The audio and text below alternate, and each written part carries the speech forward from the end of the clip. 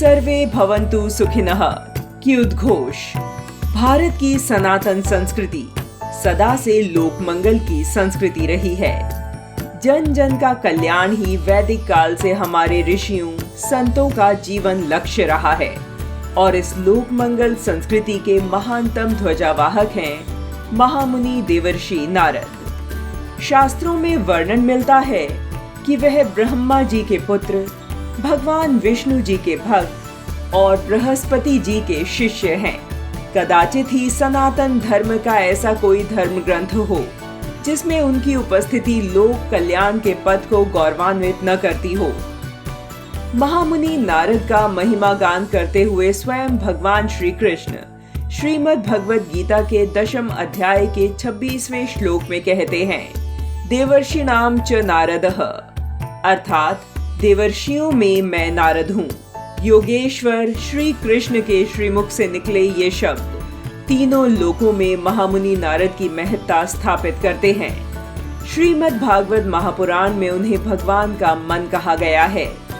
महाभारत के सभा पर्व के 5वें अध्याय में नारद जी के व्यक्तित्व का परिचय देते हुए कहा गया है, वेद उपनिषदों के मर्मज्ञ, इतिहास व पुराणों के विशेषज्ञ, शिक्षा, व्याकरण, आयुर्वेद, ज्योतिष, खगोल भूगोल के विद्वान, संगीत के मर्मज्ञ, वाक्पटु, प्रभावशाली वक्ता, कुशल राजनीतिज्ञ और तीनों लोकों में मन की गति से निर्बाध विचरण करने की योग्यता रखने वाले देवर्षि नारद सर्वत्र वंदनीय हैं।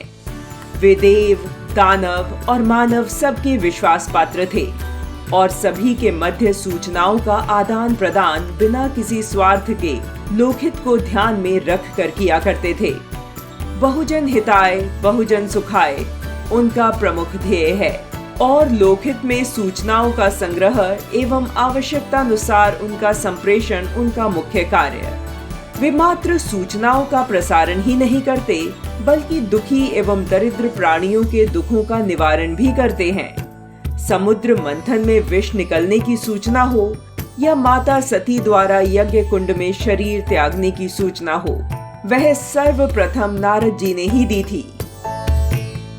देवर्षि नारद संपूर्ण और आदर्श पत्रकारिता के संवाहक रहे हैं। वह मात्र सूचनाएं देने का कार्य ही नहीं बल्कि सार्थक संवाद का भी सृजन करते थे। जिन भावनाओं से लोक मंगल होता हो ऐसी ही भावनाओं को जग जाहिर किया करते थे।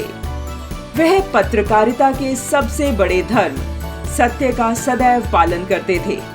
देवर्षि नारद के चरित्र का अगर बारीकी से अध्ययन किया जाए तो ज्ञात होता है कि उनका प्रत्येक संवाद लोक कल्याण के लिए था। प्रसारक होने के साथ साथ नारद पुराण, नारद स्मृति, नारदीय ज्योतिष आदि ग्रंथों के वे रचयिता थे। पत्रकार के रूप में काशी, प्रयाग, मथुरा, गया, बद्रिकाश्रम, केदारनाथ, रामेश्वरम सहित सभी तीर्थों की सीमा तथा महत्व का वर्णन नारद पुराण में है। उनसे जुड़े सभी प्रसंगों के अंत में शांति, सत्य और धर्म की स्थापना का जिक्र आता है। ध्रुव को भक्ति मार्ग का उपदेश देना हो या महर्षि वाल्मीकि को श्री रामायण जी लिखने की प्रेरणा, महर्षि व्यास से श्रीमद् भागवत की रचना भी नारद ने ही करवाई थी। वे स्वयं के सुख और आनंद के लिए सूचनाओं का आदान प्रदान नहीं करते थे बल्कि वे तो प्राणी मात्र के आनंद का ध्यान रखते थे। आज की पत्रकारिता और पत्रकार देवर्षि नारद से सीख सकते हैं कि अनेक विपरीत परिस्थितियां होने के बाद भी कैसे प्रभावी ढंग से लोक कल्याण की बात कही जाए। पत्रकारिता का एक धर्म है, वह है निष्पक्षता। देवर्षि नारद घटनाओं का सूक्ष्म विश्लेषण करते हैं, प्रत्येक घटनाओं को अलग अलग दृष्टिकोण से देखते हैं। इसके बाद निष्कर्ष निकालकर सत्य की स्थापना के लिए संवाद सृजन करते हैं। सकारात्मक और सृजनात्मक पत्रकारिता के पुरोधा देवर्षि नारद को आज की मीडिया अपना आदर्श मान ले और उनसे प्रेरणा ले तो विपरीत परिस्थितियों में भी पत्रकारिता लोक मंगल का साधन बन सकती है। आदि पत्रकार देवर्षि नारद ऐसी पत्रकारिता की राह दिखाते हैं।